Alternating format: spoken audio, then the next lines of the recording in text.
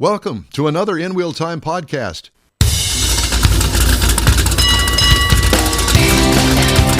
The world's favorite place to go for fun, romance, and informative car talk. All right. This is the In Wheel Time Car Talk Show. The romance comes in the cars. I was wondering about that. You love your car. Yes, that's it. I knew that. Made you think, though, huh? Yeah. Did. Okay. Just ahead, journalist Sue Mead talks about soft roading. Uh-oh. What? Later, Wow. Jeff has the racing calendar. Mars has This Week in Auto History, and I'll get you caught up on some of the stories making Automotive News headlines this week. Howdy, along with Mike Out of This World Mars. We always need more Jeff Zekin. I'm Don Armstrong. Glad you could join us on this Saturday for our live broadcast. If you're listening on a podcast or something other than between 10 a.m. and 12 noon on Saturday, you're listening to a pre-recorded show. And this particular date today is 9/14/24. That's right. So there you go. Just to make sure everybody's on the same page. Okay. We ain't trying to fool nobody. Kind of like that guy that worked at that car dealership. Day late and a dollar short. Yeah, exactly. Well, look who's joining us. Oh, my God. It's Sue Mead, ladies and gentlemen. Sue, you look great. I haven't talked to you or seen you in years, but it's great to have you on the show today. Thank you, guys. It's so nice to be back. I think one of the last shows that I did with you was when I was in Saudi Arabia, but I'm home today in Williamstown, Massachusetts, which feels great. It's been a really busy year car-wise. Well, I sure am glad that you're home because, you know, you need to run the vacuum cleaner and do Yep. a little dusting and, you know, some home stuff for a while. Feed the fish. Mow the grass. Oh, wait a minute. I just heard you talk about romance in cars, and my romance in cars is going off-road in them. And what happens there stays there. I actually just love off-roading, and you guys know that. I've had some fun times doing that this year, both in the U.S. and even in China, which we'll talk about another time. But I'm so excited to be back with you guys. Well, it's great to have you with us. And Sue is a well-versed auto journalist, racer, off-roader. She is everything. She is the living car goddess right there. Yep. She is. People want to You're beat her. making me feel so good as I turn 74 this week. Let's not And even talk about Yeah, that. we're not talking about it. Listen, guys, I'm so happy to be here. You're catching And up to still- Don. it's Yeah, that's it. Still working. So I know, and I enjoy what I do here. I enjoy being on the road and driving some new cars. I just drove 3 versions of the Hyundai vehicles with the XRT trim, and saw a 4th version unveiled, and it was really fun. I love Hyundai vehicles because of the warranty and the 3 years unlimited maintenance and roadside support. But this new XRT trim just floats my boat. Where did you go to drive those?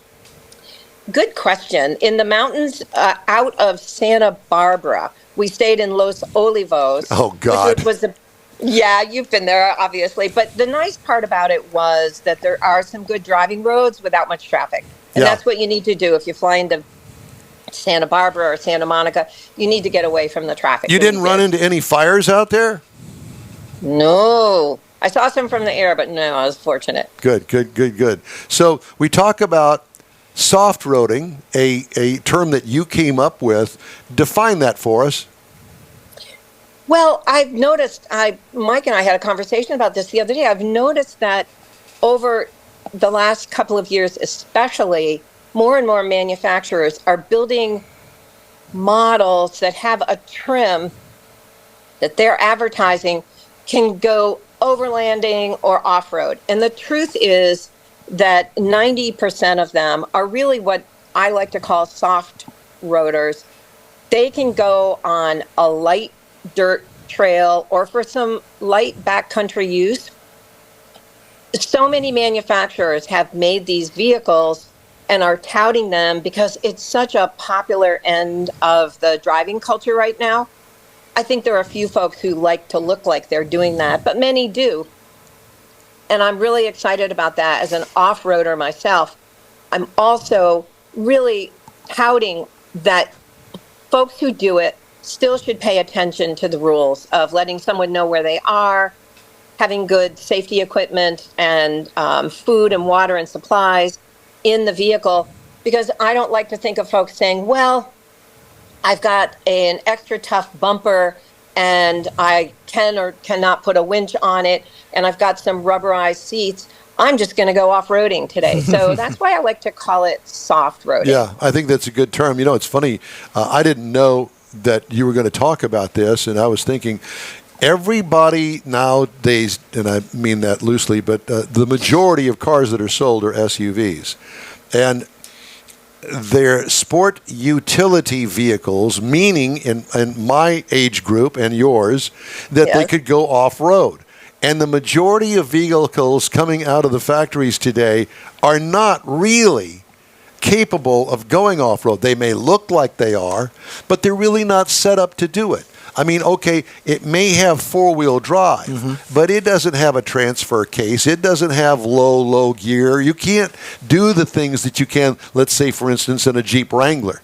I mean, a full off-road Jeep Wrangler is going to cost you quite a bit of money, but, you know, it's one of those deals where you really have to be specific into what you define as off-road as opposed to your next-door neighbor that, I'm going to go off-roading in my SUV. It's what it's for. And it's it's not really that set up to do that. Exactly. I started thinking about this before we went on air, and I thought, what are some of the things that are really important to real off-roading? And ground clearance is a big one. Good tires is another. And having gearing, as you said, a low-range set of gears. But what impressed me about this, there are two things that impressed me about the XRT trim on the Hyundai vehicles the other day, which started the conversation with Mike Mars, and that is not only did Hyundai put it on their Santa Fe that was new this year, the 2025 Santa Fe, but they just added it as a trim level for the Tucson. So the Santa Fe is a three-row vehicle, as you know, full size. And the sort of mid-size to full size, we straddle categories. The Tucson is more of a compact to mid-size SUV. They've also put it on the Santa Cruz, which is a compact truck. And now one of the most fascinating elements of being on the program was seeing that they have added this trim to the Ioniq 5, which with this trim on it, I saw that one of my journalist friends called it having the potential to be a hot hatch. And it reminded me of driving the Mustang Mach-E with a rally trim on it. So the Ioniq 5 is an electric vehicle, and we certainly know electric vehicles are going off-road these days, but it was not a vehicle that I expected to have this extra cladding on the front and rear. There's a dark chrome grille that kind of makes it stand out with this package. And also, like everything today, what is the jewelry on cars today, guys? Wheels. Wheels. You should see the wheels that come with this trim. So there's different wheels and different tires. And then, of course, a roof rack. Whether you're going to use it or not, it's there. It speaks to the mission. And then inside is some special sort of weather tech seating. So I think it's really cool. I did take two versions of it, the Tucson and the Santa Cruz, on an off-road trail with a couple of longhorn cows giving me a spit eye. That would be the stink eye. Mm-hmm. Yeah, that's right. That's exactly what it was. So, but they had, the ground clearance isn't raised. It can always be raised a little bit with a tire, but it had the capability to go up and down some hills, and the all-wheel drive gearing to do the same, and the traction to make corners with a little bit of punch to the throttle.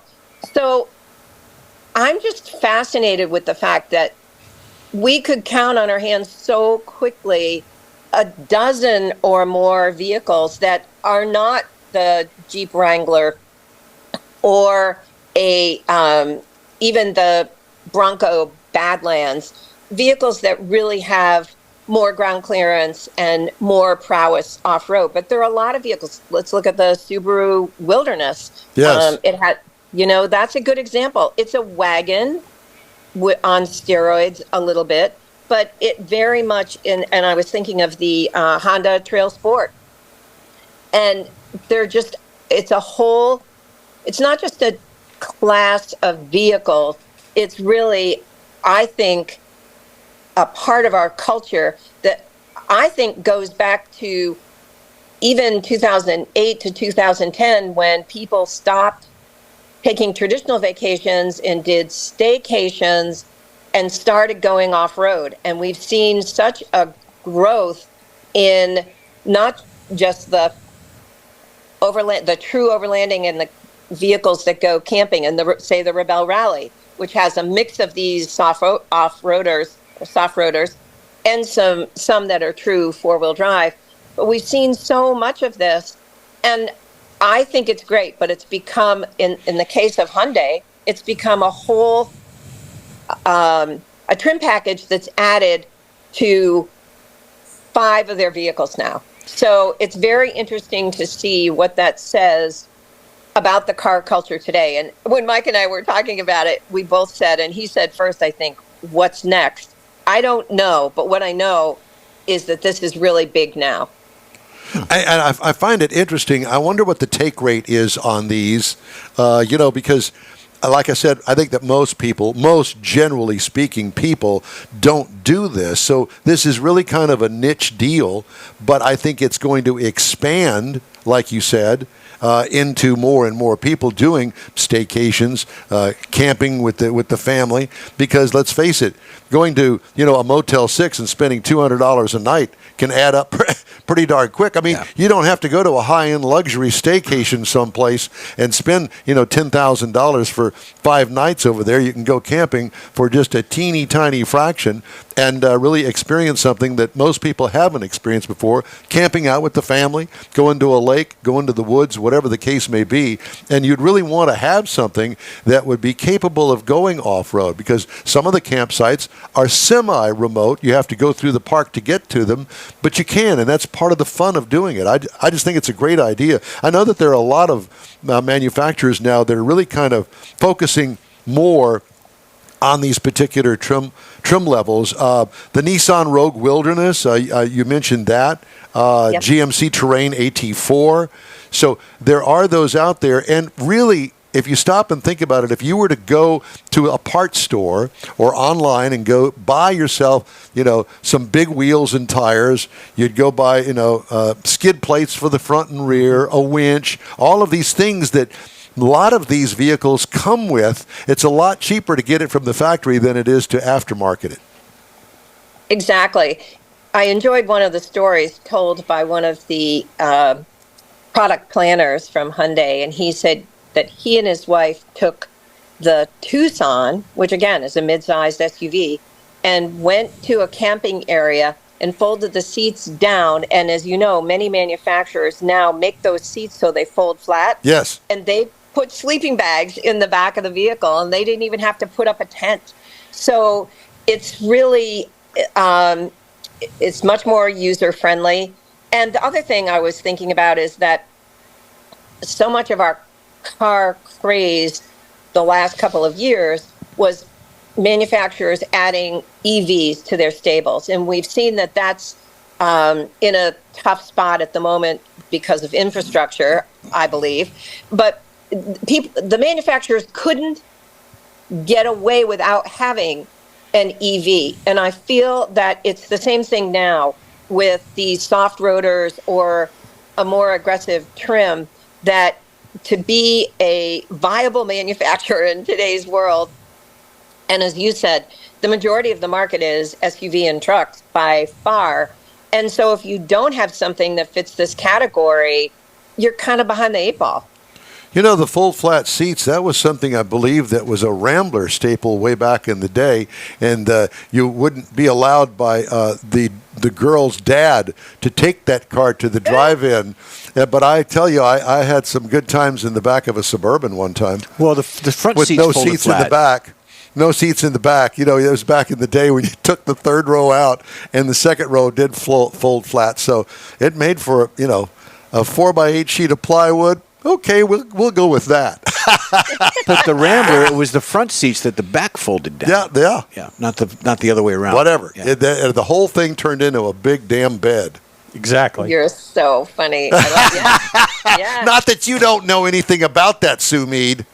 Do you know how many times I have slept in the second seat of a vehicle, especially on my Camel Trophies, when at 2 in the morning or 4 in the morning, mud covered, I was too tired to put up my tent, and I'd say to the guys, I might be the only one that will fit across the seat of the Discovery.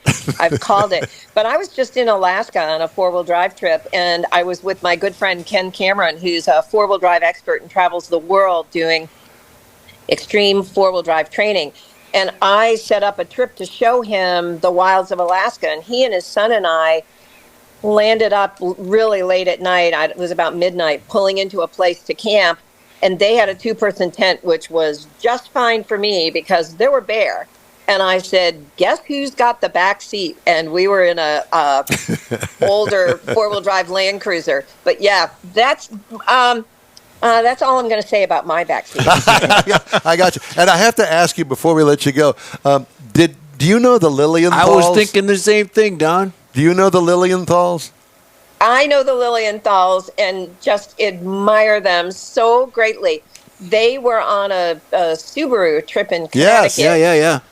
And they decided they wanted to go through all the New England states because they've been trying to knock off every state. So they came to my house with Oregon wine, and we had the time of our life, and I showed them all my race suits and my Dakar trophy, and they are trophy winners. They have just done so much with the Alcan, and now their European trip with the electric Volkswagen ID. Yep. So I admire them greatly. We had them on a couple of weeks ago, and they're always fun. We've been with them, when they both had real jobs, and that's where we started with them. And it kind of like you, old friends, and it's just great to have you on the show with us and talk. And what is your next adventure, Sue? Well, I have the VW ID Buzz that I'll be driving in San Francisco. Actually, I'm heading out on Monday to see a reveal for the new Ford Expedition, an hour-long program which has me traveling 2 days. But and then I'll be at the Off-Road Motorsports Hall of Fame at the end of the month, a place near and dear to my heart, and I'll be speaking briefly about John Retty, one of our colleagues who found out in June, 2 days before he passed, that he was going to be inducted. So I look forward to that. But then I'm hoping to go back to China in November, and I'd love to talk with you all about what I have found in China that's been so exciting. And I was just driving. We're going to do that in December. Well, let's do that in December, because I think I told you, Mike, I've been limping for 18 months and because of a knee with a torn meniscus, and then my foot went bad and I need surgery. And I said, could we make it November 11th so I could get all my work done? So that is perfect. Yeah. Well, Sue, it's great to talk to you. We look forward to November the 11th when we see you again. And so let's plan a date right now. Well, Mike, you get back to me. I will. I have my surgery that day. I could probably talk to you on the way home in the car, because I love talking about Well, that'll be fun. cars. I love talking about cars whenever it fits in. But I have some really fun stories about China, and it's timely as we're looking at tariffs and electric vehicles. 40% of the market there is electric. I'll send you a commercial that was just made that I'm in with the king of drifting from Japan. But that would be a really fun thing to talk with you about. We love it. Sue, we love you. Thank you so much, and we'll talk soon. Love you guys. Thanks Thank for having you. me Thank you. on. You bet. Bye-bye. Bye. All right. The In-Wheel Time Car Talk Show is available 24/7 through the iHeartRadio app. Just look for In-Wheel Time Car Talk. We also video stream our show on Facebook, YouTube, and InWheelTime.com. Podcasts, they're available from your favorite podcast provider. The In-Wheel Time Car Talk Show will continue right after this quick break. The original group of Lupe Tortilla restaurants will have you telling your family and friends just what the original recipe means when it comes to the best fajitas in Southeast Texas. Founder Stan Holt invites you to visit the first Lupe Tortilla near I-10 and Highway 6. Here is the original house that inspired the design of all the rest and the original charm that helped make Lupe Tortilla the go-to destination for Houston Tex-Mex. Nothing can compete with the original lime pepper marinade that everyone will agree makes Lupe Tortilla award-winning beef fajitas the best anywhere. Lupe Tortilla Katie's another location that gives you the same quality and service Houstonians have come to expect at Lupe's. It's located on 99 the Grand Parkway at Kingsland Boulevard in Katy. Find yourself in Aggieland? Head to the Lupe Tortilla in College Station. Located just around the corner from Kyle Field, it's a great place to enjoy those famous frozen margaritas before or after the game. Going to Louisiana, the Lupe Tortilla in Beaumont is on I-10, so you can't miss it. The original group of Lupe Tortilla restaurants has the best Tex-Mex anywhere, and you're invited anytime. Your car is a direct reflection of you, so don't be satisfied with color fade or a dingy, dull appearance. Get rid of those terrible automated car wash scratches. Gulf Coast Auto Shield is your Save the Paint company. John Gray and his team of detailing experts can help your cars finish without a full repaint. Searching for the real experts in window tint or windshield protection? Gulf Coast Auto Shield. Dash cams, radar detectors? Gulf Coast Auto Shield. Got a new car? Get that thing protected as soon as you take delivery. If you don't know which of the multitude of protection products to go with, John Gray will give you an honest opinion and won't sell you something you don't need or can't afford. John will help you understand the many options and pricing right on the spot. He's your guy to have your ride looking its best and protected too. See the state-of-the-art shop yourself. Free tours anytime. Gulf Coast Auto Shield is easy to get to, located just south of the Southwest Freeway on the Sam Houston Parkway. Gulf Coast Auto Shield, full-service luxury car care today, and online at gcautoshield.com. Time now for the In-Wheel Time Racing Calendar, sponsored by Texas Muscle Car Club Challenge. Thank you, guys. September 15th, tomorrow, you've got Indy in Portland. That race is going to be very cool. They're almost done with the Indy Series. Same thing with IMSA. IMSA is actually off. You also have Formula One this week, starting actually yesterday. It's the Qatar Airways Azerbaijan. Azerbaijan. There you go. That's what he said. Yeah, put that with ketchup. It is the Qatar Airways race. And then from there, we've got NASCAR. NASCAR is they're in the Cup playoffs is what they're calling it. Watkins Glen International, that is on to... That's a great, I love those road courses. That's where the Xfinity guys ran yesterday, but that's on tomorrow at 3 p.m. It's on the USA Network. NHRA is also this weekend, and they're in Reading, Pennsylvania. And Erica in Pro Stock is qualified number one. There you go. Yeah. And that's what we've got right now. All right, thank you, sir. Time now for This Week in Auto History. Mr. Mars has that. Yeah, dude. It's been a busy month in auto history. September the 10th, 1975. This is when the automotive industry began introducing vehicles designed to run on unleaded gasoline. Now, this was a significant shift prompted by new emissions regulations aimed at reducing air pollution. Lead was commonly used in gasoline to improve engine performance and reduce knocking, but it contributed to the harmful emissions imposed health risks, particularly if you were a sniffer. The transition to unleaded gasoline was a major milestone in environmental protection, aligning with efforts to improve air quality and public health. Then on September the 12th, in 1914, Jeff, Cadillac revolutionized the automotive industry by introducing the first mass-produced V8 engine. This was a 5.1-liter, 315 cubic inch that produced 70 horsepower, which is a significant leap in power and performance compared to the contemporary vehicles. Featured a 90-degree overhead valve design, water cooling, and was capable of reaching speeds up to 65 miles an hour. That's if you donkey, believe baby. that. That is donkey. The V8 smooth, powerful performance elevated Cadillac's reputation for luxury and innovation, and this engine marked a milestone in automotive engineering, influencing engine design for decades to come. Then on September the 13th, 1973, OPEC oil embargo begins, and it had a profound impact on the American automobile industry. The embargo imposed by OPEC in response to U.S. support for Israel during the Yom Kippur War led to a massive rise in oil prices and fuel shortages, which exposed the vulnerability of American independence on foreign oil at the time. Going to September the 14th in 1908, the first commercial gas station, the Standard Oil Service Station, opened in St. Louis, Missouri. This pioneering establishment marked a significant development in automotive infrastructure, providing a dedicated place for fueling vehicles with that gasoline. Prior to this, you had to go to a general store or hardware store to find somebody that sold gasoline. But this helped facilitate the widespread adoption of automobiles, laying the foundation for modern network of gas stations that we rely on today. September the 14th, 1955, launch of the Mercedes-Benz 300 SL Gullwing. This is an iconic sports car renowned for its distinctive upward opening doors and advanced engineering. The 300 SL featured a fuel-injected inline six-cylinder, a lightweight design, and aerodynamic shape that contributed to its handling and agility, which combined to show it some of the 1950s automotive luxury and innovations. This week in automotive history. Beautiful. Thank you, sir. Aston Martin just unveiled its latest flagship model, the Vanquish, a muscular carbon fiber-bodied $429,000 coupe. Yeah. It's more luxurious and sporting than the DBS it replaces, featuring a coddling leather and cashmere interior and reaching a top speed of 214 miles an hour, the highest ever of any Aston series production vehicle. Motivating it is a new twin turbocharged 5.2-liter V12 engine that produces 824 horsepower, a significant increase from its 759 horsepower of its predecessor's V12.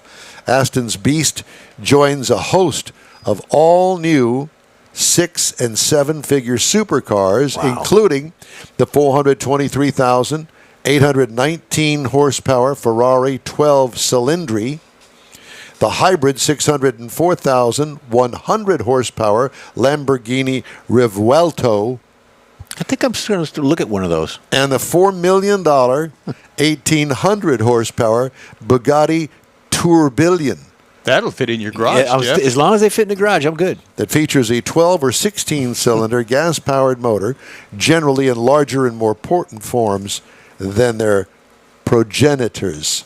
Oh, spell it. Is that the word for the day? Progenitors. You could twist that around and really get in some serious trouble. Yeah, you could. Progenitors.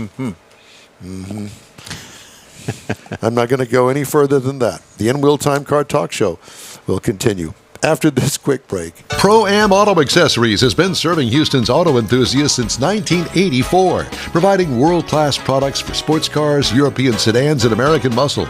Pro-Am is known as the place to go to find exclusive and hard-to-find parts and accessories. Pro-Am is one of the very first distributors in the USA for brands such as Recaro, Redline, Momo, Corbo, and Simpson. Located in the heart of Houston's premier retail and service corridor, the Galleria area, Pro-Am's walk-in storefront includes an 8,000-square-foot warehouse, showroom, and installation bays. Pro-Am not only sells parts and accessories, but also offers installation and service.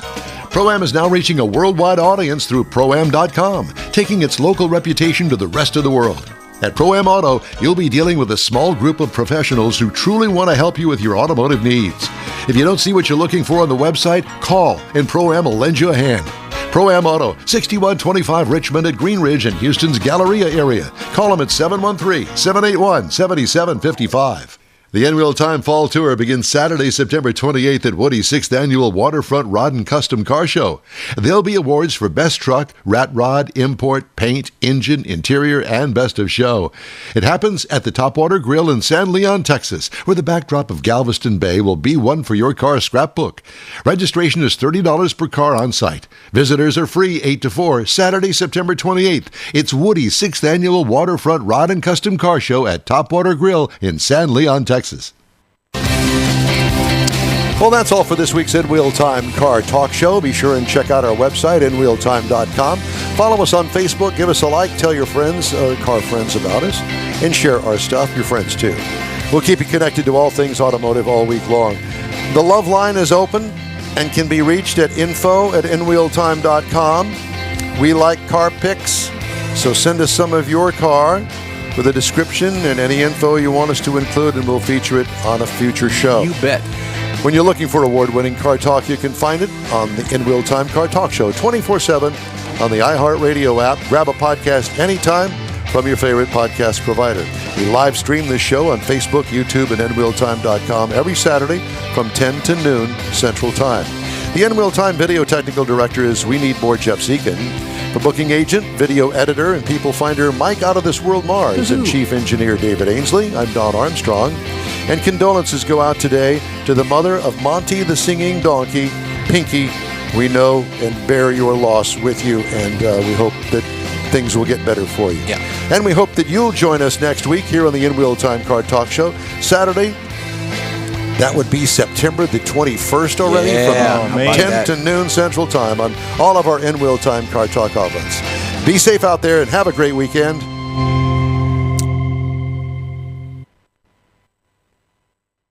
That's it for this podcast episode of the In Wheel Time Car Show. I'm Don Armstrong, inviting you to join us for our live show every Saturday morning on Facebook, YouTube, Twitch, and our InWheelTime.com website.